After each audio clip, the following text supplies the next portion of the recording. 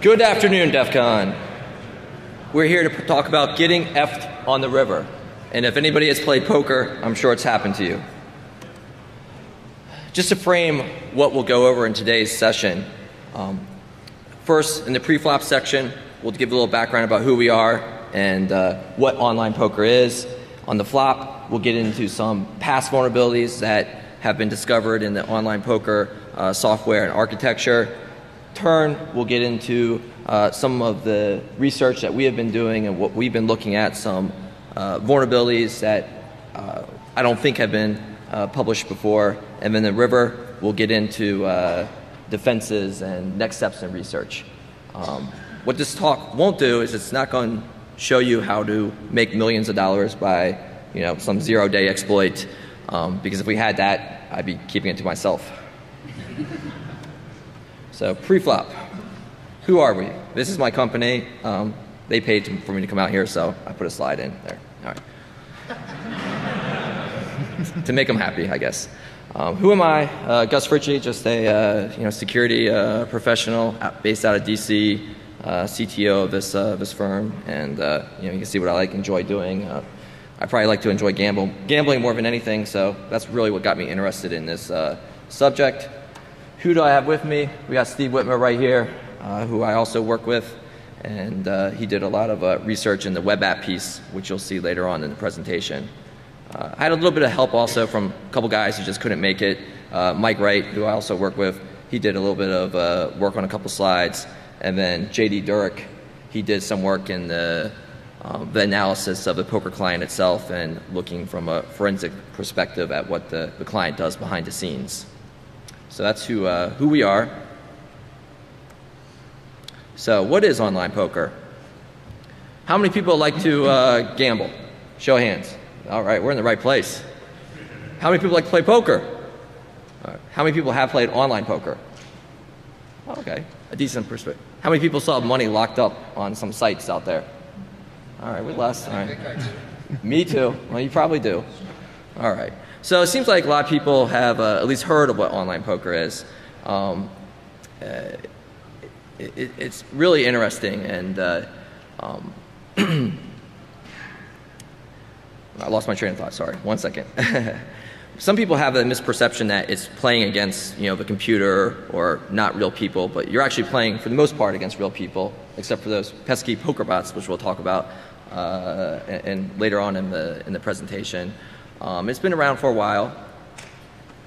We have a short time frame just to sort of show you what's been going on. So we have in the early 90s, there really was just people actually played it via IRC, and the poker industry as we see it today really came out in the late 1990s when Planet Poker was launched in 1998. And then shortly after that, you started having gaming commissions that were launched to sort of try to regulate this industry. And you can see going down the step, UB, Party Poker. But I think at least when I got interested in poker, and probably a lot of people who play it today got interested in 2003 when Chris Moneymaker won the World Series of Poker. He satellited in on a $40 online poker tournament and won $3.5 million and made everybody think that they can do the same thing. So that really, made the industry grow. In fact, prior to that, most of the casinos here in Vegas, a lot of them didn't even, were closing their poker rooms. And now, most of the major casinos at least have some form of poker room. And shortly after that, you had Full Tilt Poker. Everyone's, if you like poker, you heard of Phil Ivey and all these, famous Chris Ferguson, all these famous poker pros formed that company. 2005, it became a $2 billion industry. 2006. We see the UIGEA, which is an Unlawful Internet Gaming Enforcement Act, which was tacked on to the end of the Port Security Act that passed in the last minute of Congress. So it was sort of, the Republicans trying to tack something on a rider onto a bill, and that didn't make it illegal to play poker, like some people may think, but it made it illegal for banks to transfer money into the poker sites. So it made it a little bit more difficult, and at that time we started seeing the market had sort of peaked and it started going back down. 2007, we had a pretty large cheating scandal on one of the major sites, and we'll talk about that a little bit into the presentation. 2010, we reached $6 billion. So we're not going to solve our debt crisis here, but it's still a fairly large amount of money. And then 2011, recently, on 4/15, Black Friday, when the Department of Justice seized three of the major sites. And why is this important? Because I just wanted to show what's been going on from a time frame. Because I think in the beginning, it wasn't big enough for people to really notice. It started getting bigger. People started noticing more. The government, and then also I think from a security perspective, whenever something gets that big, it obviously draws attention to it, and it makes you, just more curious about really what security controls are in place. So I mentioned online poker current events. If you go to fulltiltpoker.com or PokerStars, you'll see this banner display. The Department of Justice has went ahead and seized the domain names for these sites, and officially made it illegal for maybe not illegal, but it made it much more difficult for U.S. citizens to play online poker. And PokerStars paid out all their players right away. So if you had money on PokerStars, you got paid. But if you had money on other sites like I do, you still haven't got paid. And because of this, the seizure, really development of new features and functionality sort of is in a holding pattern in poker clients. And another thing why it's important to mention is it sort of made our research a little bit more difficult, because we were researching some of these sites, and then on 4/15, it was more difficult to do research into those sites. This slide is just here to show you why it's how much money is at stake, and why this will become important. I think we'll see in the next slide when you start talking about regulation and compliance. Back in 2004, we're only talking about $1 billion.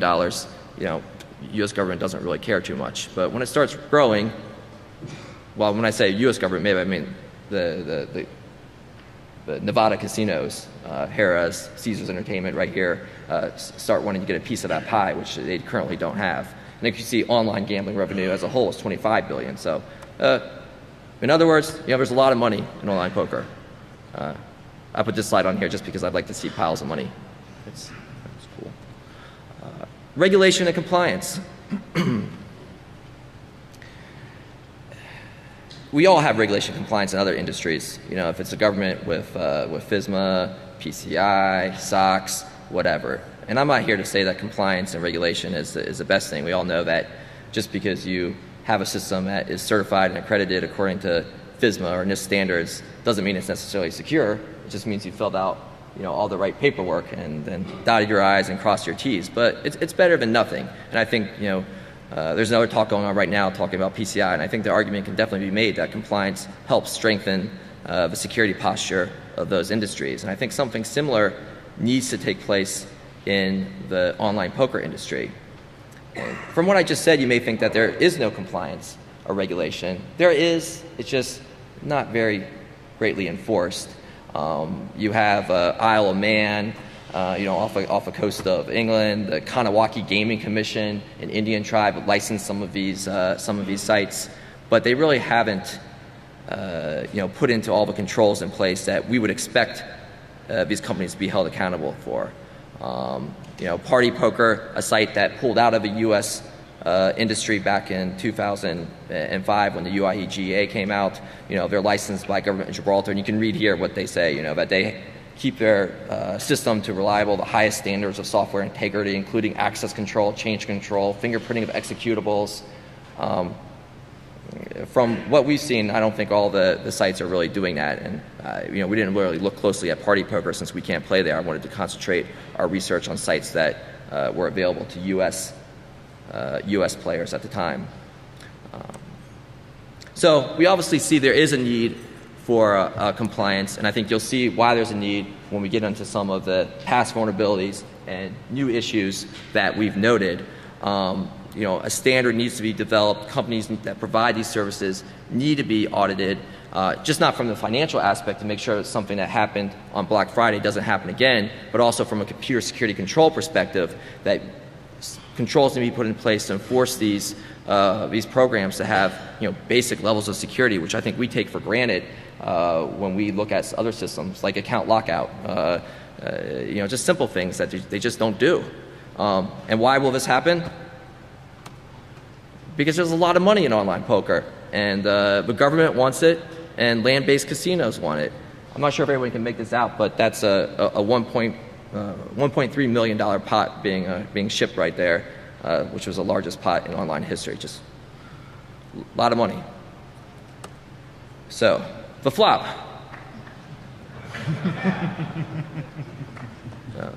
Sorry, just got distracted. Past vulnerabilities. So here I just want to touch on some of the vulnerabilities that, you know, have come, you know, from the beginning of when online poker first came into existence, and to recent vulnerabilities. These aren't issues that we came across ourselves. These are documented issues. I just put them in here so you may not be aware of what has happened in the past. And these are all related to, you know, information security, computer security. So the random number generator vulnerability. I think everybody probably can guess what the random number generator is for. It's so, you know, obviously when you have a real dealer shuffling the cards, you know, it's going to be random. They shuffle them. So in order to get that same level in gaming, you have an RNG. So Planet Poker, which remember was the first online poker site to come into existence in 1998, they were very proud of their online of their random number generator, so much that they published the algorithm to show that, hey, we have a good shuffling algorithm. Unfortunately, when some researchers started looking at it, they realized it probably wasn't the best algorithm that was in place. You can see in a real deck of cards what the possible number of unique shuffles is, a very, very large number. In their algorithm, only 4 billion possible shuffles could result, and then to make that even a lower number, the seed they were using was from the Pascal function, randomized, so that reduced the number even further, and then they were able to reduce the number of possible combinations down to a number that could be effectively brute force, so they could tell what cards were going to be coming out. You know, this has since been fixed, obviously, and other companies these days have their RNGs audited by reputable third parties. I took this from the PokerStars site. You know, Cigital, you know, once went ahead and looked at their RNG, and all the other sites have similar information. I don't know. I'm not sure. You know, we didn't look at this to see if the RNG is, you know, is safe or secure. Maybe it is, maybe it's not. But it's probably something that should be looked at further. The next one I want to cover, as far as a past vulnerability, if you remember, this was on the timeline. And it was on the timeline just because I think it's a pretty important issue, was this ultimate bet absolute poker super user issue. And the full story is really almost like a soap opera. I mean, you really should read, if you're interested in a good read this blog. That's the URL is up there. She goes into a lot of details as far as, you know, what happened behind the scenes, why it possibly happened. You know, just to give you a little flavor, it involved a teacher sleeping with a student, and then a lawsuit, and you know, I guess I needed to make some money. What happened was, and not all of this is 100%, you know, confirmed, because it's not like poker was legal in the United States or regulated, so you couldn't go ahead and you know, bring these people to court. But what we've been able to piece together is that the owner of the company went to his developer, a software developer, and said, hey, I think people are cheating on my site in the high stakes, you know, games. In order for me to determine if they're cheating, I need to be able to see their whole cards so I can see, you know, make sure that they're cheating, because I would know based on what their whole cards are if they were cheating. So the original developer was like, you know, I don't think that's a good idea to give someone access to see whole cards. So he went to an independent contractor and hired him, and they put in this guide mode, is what they called it. So they ended up putting into the actual software a process, and you know, they wanted to put some controls in this process because I mean, the developer really thought that at the time that the owner was doing this for a legitimate purpose. So they made it so you couldn't be on the same computer playing as with God mode running. But what we suspected they do is they simply, had a user, in God mode, and then just relayed that information to the person playing. And at the end, you can see how much money was stolen, $22 million from players. So that's not a small sum of money. And how did they end up catching or discovering that this God mode had been put into the software? Was it from the strict controls that were built into the software, auditing, access control, someone reviewing logs? No, it was from the community, the online poker community. And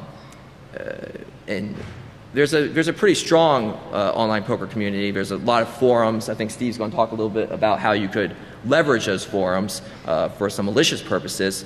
But what they were able to do was, the players started suspecting, wow, this one guy is winning a lot of hands. And online poker is different than regular poker. A lot of people play 8 to 10 tables at once. So in real poker, like you see on TV, people get reads by looking at people, and they know betting patterns, and they can sort of tell when people are bluffing. But with online poker, you don't have that. So based on your hand histories, what people are being dealt, you're able to see those hand histories, and people have written software that gives you a statistical analysis over who's won what hands, how many times they saw the flop, how many times they 3-bet you, etc. So based on this information, they were able to show this, they created this graph that showed, here's, in the blue is, a statistical analysis over win rates over a certain number of hands at a certain level. And then you can see this outlier in yellow who's winning at an obscene rate. So this made them suspect that there's no way in the world this guy could be winning at such a large rate. So eventually, they went to, there's enough pressure from the community that they went to the company, and the company finally did their own investigation, admitted, yeah, hey, someone was cheating, and they tried to refund the money. A lot of players did get money back who were playing high stakes, but it's still suspected that they didn't get paid back in full. So lessons learned from this. I think it's lessons that other industries have already learned. Was it what? It's suspected that it was the owner. It's suspected Russ Hamilton, who was the owner of Ultimate Poker and Ultimate Bet and Absolute Poker. It was suspected that he was involved. Once again, there's no proof, so it's just alleged. But he had past ethical issues, and it is largely suspected that he was the main culprit. But other companies, industries have learned this: configuration management, separation of duties, code reviews, have a solid SDLC in place, have auditing. These are things that banking has in place, other institutions that we rely on in industries, but it's not there yet in poker, which shows the need for compliance. Just to give another example, I mentioned that hand histories are important to online poker. If you play the hand, you get the hand history of what happened. So if you play as many hands as I had, you'll have a huge hand history file. Some people don't have the luxury of playing that many hands, and they want to maybe gain an advantage. So there's companies that have sprouted up that do data mining and collect all the information, and then go about and sell it. Why is that important? Well, they sort of stumble upon this SSL exploit by accident. They weren't trying to, there wasn't like a company that was out there doing vulnerability research. They were trying to get the hand histories. A software version update came about, and all of a sudden they couldn't grab data mining hand histories. So they started looking at it, and looking, after analysis, they saw that it really wasn't SSL. They were just XORing the data, which I guess they thought was secure. But obviously we know it's not. But the general public, they thought they were playing, a protected, on a protected communication channel the whole time. And these guys actually came up with a nice little proof of concept. If you Google about this, you'll see it. You see a video where they showed if you were on the same network or same wireless network, you could actually see other people's hole cards. And they did go ahead and fix it 11 days later, because it's hard to implement SSL. It's very difficult. And then also Cake Network was also discovered to be vulnerable shortly after. So I'm not sure why they were doing this, but Who knows? But this is something that could have got caught if you think about it. Even if you go to something as simple as looking at FSMA, there's specific controls there that that look at data confidentiality and data integrity, and you would do testing to certify that the system is using encryption, but there's no regulation in place. Miscellaneous account compromise. This slide's in here just to give you an idea. I just Googled poker account hacked, and you can't. There's just hundreds of postings here of people who have been hacked either through some type of social engineering, phishing, just guessing passwords, as we'll talk about later on. But there's just so many different ways that the poker software and gaming can be exposed. Poker bots. This is also, it's not necessarily a vulnerability. Poker bots have been around for a long time, since the beginning of the poker industry. But when they were new, they just really weren't that good. You could easily beat poker bots. But now, with artificial intelligence becoming as good as it is, there's some very good bot software out there, and it puts the player obviously at a disadvantage. It's different if you're playing against a bot than you're playing against a real human. And the reason that it's just more difficult to create a poker bot is because the lack of information. There's definitely really good chess software, chess bots. That's because everything in chess. All the information is in front of you.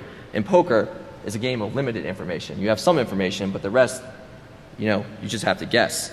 If you're really interested in the technical details of it, you can look at this article on coding the wheel. Unfortunately, this is really the best thing that I found that was out there.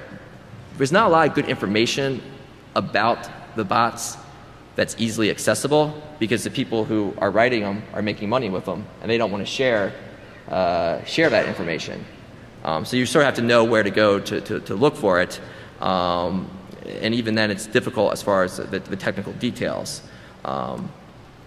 Just a little bit of information. Once again, that article goes into a lot of detail, but really the way that the poker bots work, and we just thought was interesting, it's primarily through DLL injection. It's not modifying the actual executable or binary, because as you'll see when we look at the next section about the poker client underneath the hood, it does a lot of checks and balances to see if you've made some potential modifications. So it's primarily through DLL injection that it's able to operate.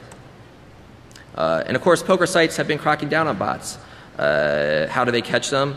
Betting patterns, if it's always bet the same amount, tendencies, bots definitely play differently. Programming flaws, if you're always clicking to bet on the same pixel, it's going to know that is actually a bot. And then of course, scanning, as you will see, these poker clients, they do try to protect you by examining your system, but in that process, they also invade your privacy a little bit. But that's one way that the sites attempt to catch you. And of course, when a player is identified as a bot, they'll go ahead and confiscate all your winnings and close your account down. How do we know that? Well, we got caught, so they're doing something right, I guess. Poker client equals rootkit. No. The question was, did we write our own bot? We didn't write our own bot. This was just experiment with one of the known bots out there that we were playing around with. Yeah. So poker client equals rootkit, and maybe that's not 100% accurate, but it's close. It has a lot of the same characteristics as a rootkit, and in the attempt to protect, I guess, the gaming, it really goes down and does some things that you may not know about. Including going into where you've been in your web cache. I don't like people knowing where I've been. What does it do behind the scenes? We did some dynamic analysis. We didn't do any static analysis of what it's doing yet. But here's some interesting things that we just pulled out, or at least what JD and I thought were interesting. Some of the function calls looking for enemy window names, enemy processes, enemy URLs, and then some of the programs that or services that it deems unauthorized. So here you can look at, like, if you're looking for Ollie debug, if it's running, it's looking, if you're running some of this software that it considers to be against its terms of service. Once again, this is just very basic analysis. I'm sure it's doing a lot more behind the scenes, and it's just an avenue that we're going to explore further. Here's just some well-known modifications or behavior that we've observed in the poker clients. It goes ahead and will modify your host-based firewall policies if you're running it on Windows. It goes scanning through your Windows process tables. It has the ability to go ahead and read the body and bar text of every window that you have open. Ability to detect mouse movements. These are all things that the poker client is doing behind the scenes. We mentioned that it scans for known bot software. It also looks for the lack of. You can, of course, when you're playing poker, part of the fun is talking to people. And you can do that on online poker too by chatting in a dialog box. So it sort of monitors what you chat in the dialog box. And here you can see the screenshot of it. It's going through your Internet Explorer cache there. So it's going through looking for, well, who knows what. And we're not really sure what it does with this information. I'm not sure if it sends it back to the mothership. But it definitely looks like it's somewhat invasive to your privacy. And of course you're agreeing to allow it to do this since you click on the terms of service when you install the software, but most people probably don't know exactly what it's doing behind the scenes. And these clients are somewhat complex. We looked at the Cake Poker client. It has 3 main processes. The client scans itself, like I mentioned, at random intervals to make sure you didn't modify it, because we did go ahead and we made some modifications to the actual client, and it ended up detecting that and forcing you to install a new version. And then the Cake Poker's actual executables, you can see when you compare Cake Poker to the Bodog version, the size, the actual poker client is obfuscated and encrypted, and making it more difficult for someone to do static analysis. The question was, do you see what obfuscated they were using, or encryption? We really didn't look too closely at that yet. That's something that we plan on looking at in the near future.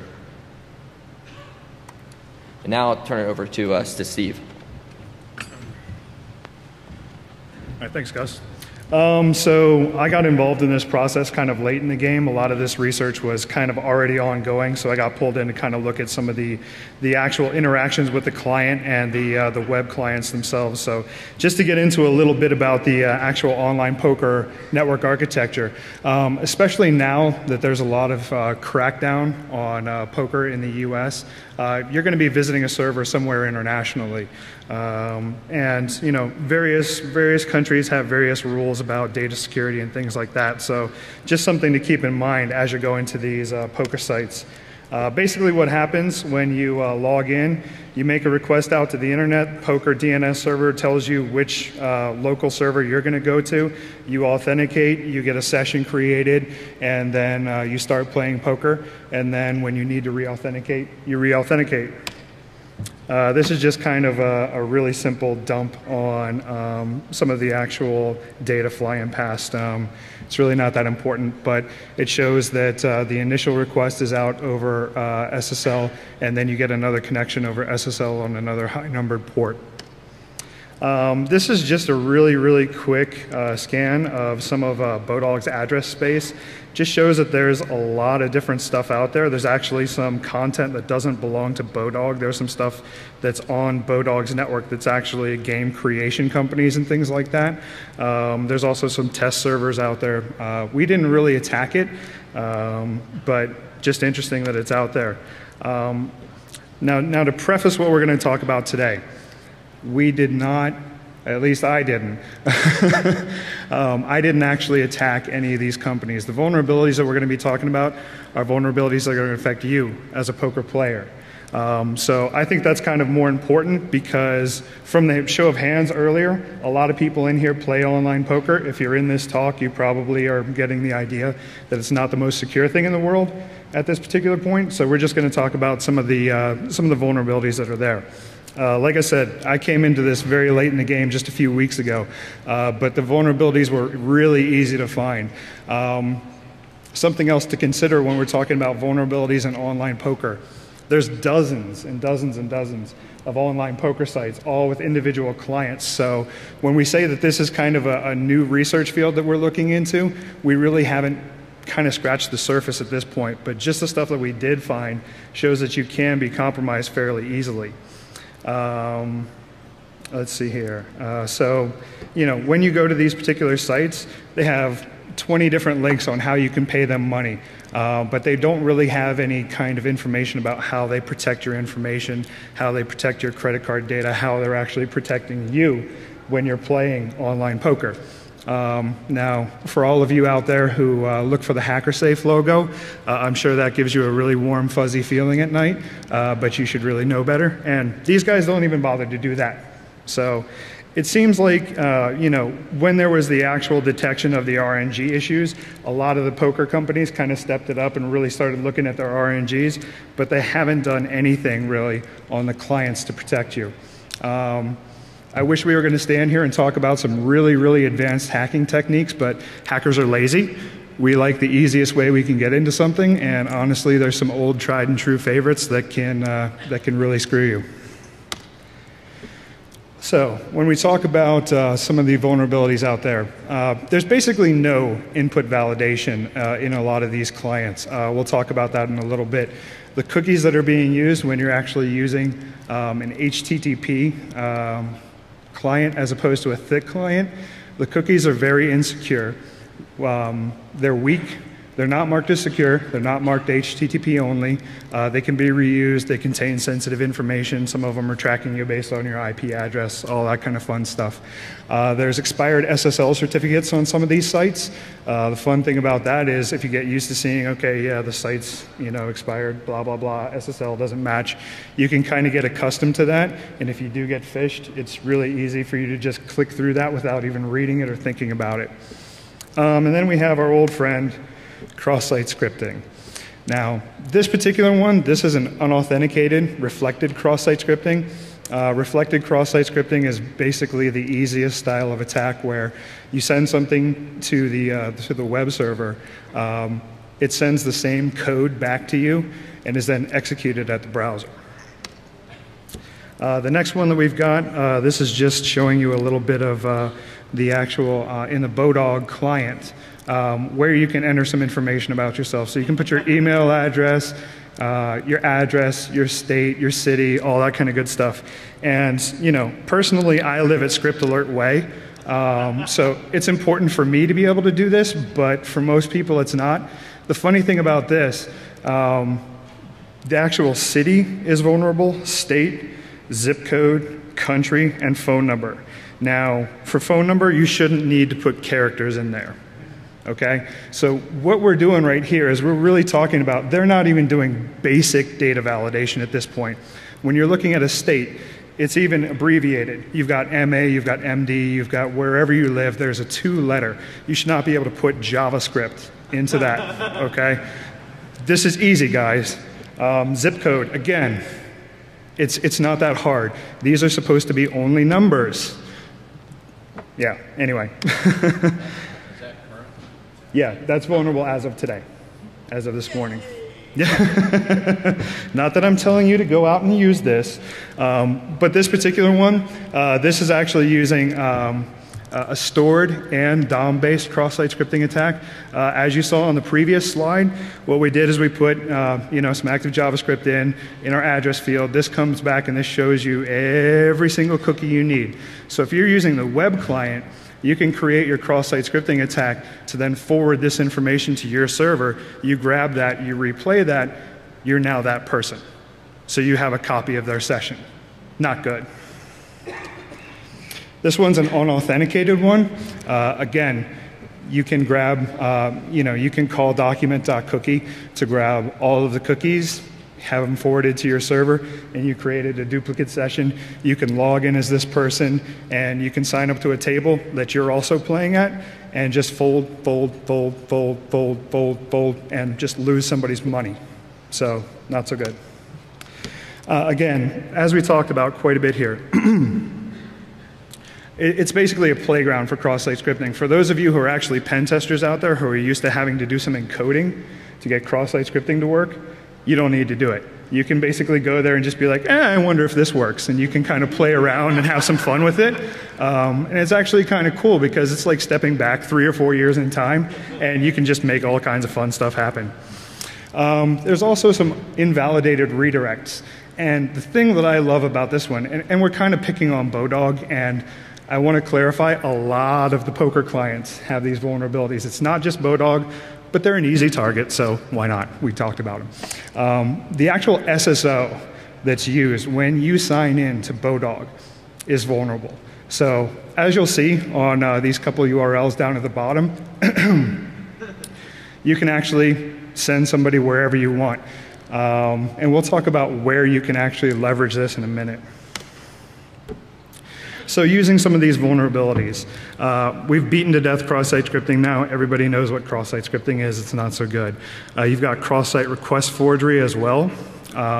Some of these clients, this doesn't really matter, but crossdomain.xml, when you're using a Flash-based poker client, you want cross-domain to be locked down to at least things on the top-level domain. So Cake Poker, for example, if you want Cake Poker, you should only allow Cake Poker, star.cakepoker, whatever you want to do. You should not have a star in there. And many of these sites just have star in their cross-domain policy. Now, what that means is you can basically decompile a Flash client, do whatever the heck you want to it, recompile it, and then start playing actively in some of these games because they're allowing content from anywhere. And you know, this is, again, there's lots and lots more you can do with this. This is all just the really easy stuff to do. And we didn't want to stand up here and be like, all right, here's how you take down poker right now. But I will say, there is more.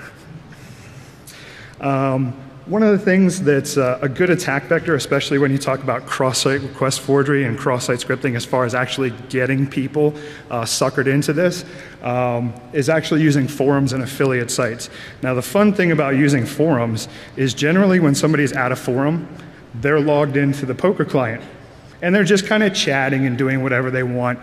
But, you know, if they're logged in, you've got great targets for cross-site scripting because you know they have active cookies. They have active sessions. You can grab this information, take it, replay it, done. Also with cross-site request forgery, if you've got something that you can do like a get-to-post translation, or post-to-get translation, excuse me, you can then just kind of say, all right, as soon as you load this particular page, you're folding.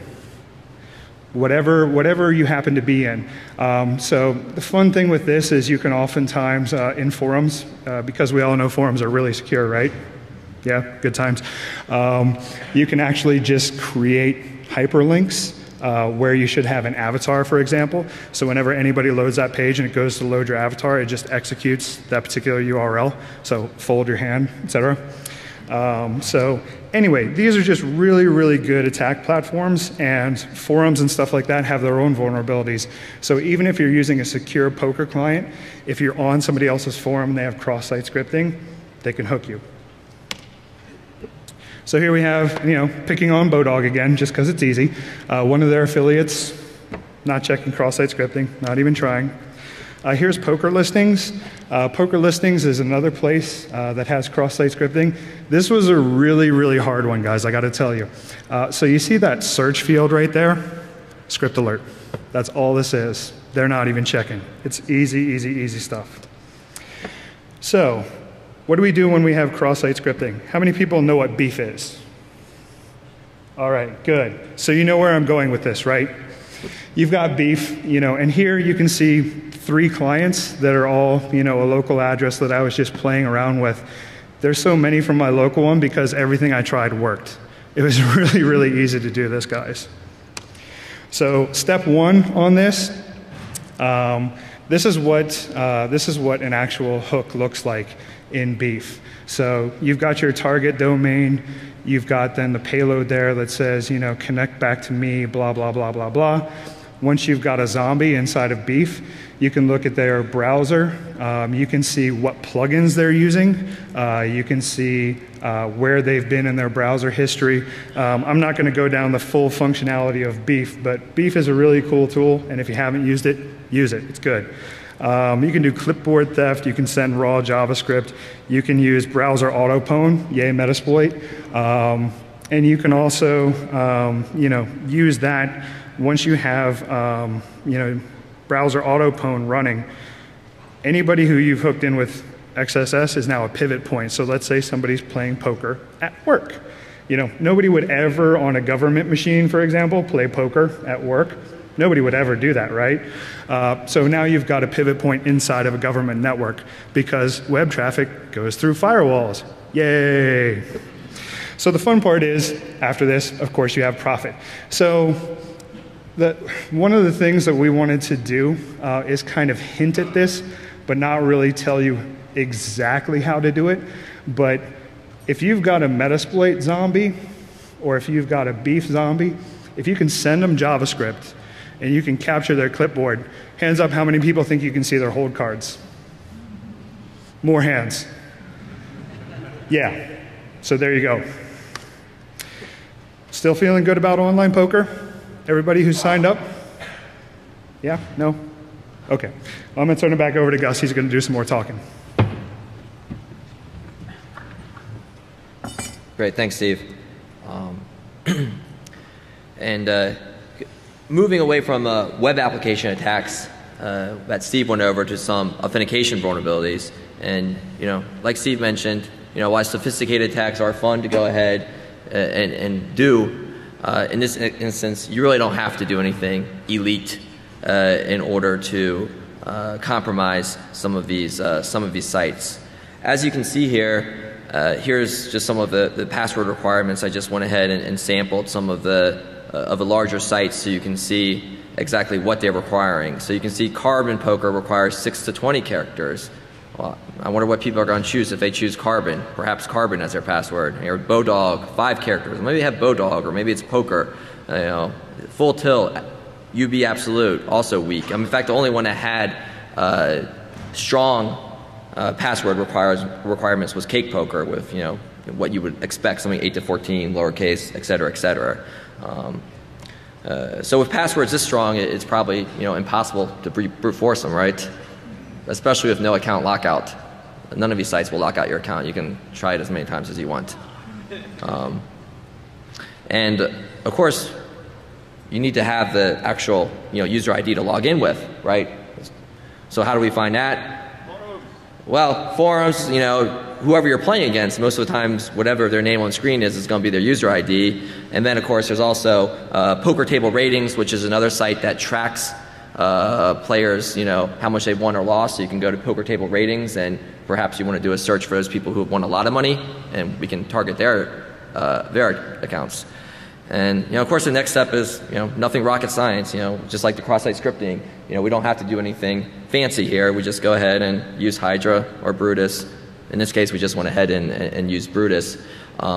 This is actually on Bodog, which was somewhat different than some of the other sites. You could log in with a username, or you could also log in with this unique number. You see here is 3830000. So this is what you could log in with these type of numbers. What's also interesting about this is that when you create a new account, it just increments it by 1.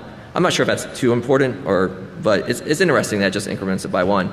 So, of course, just using Brutus, you can go ahead and just script this, and you can see on our test account that we used it, it brute forced it, and very quickly, of course.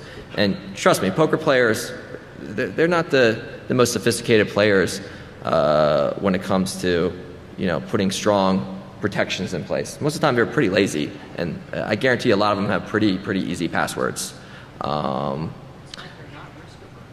Yeah, it's like they're not risk adverse. Exactly.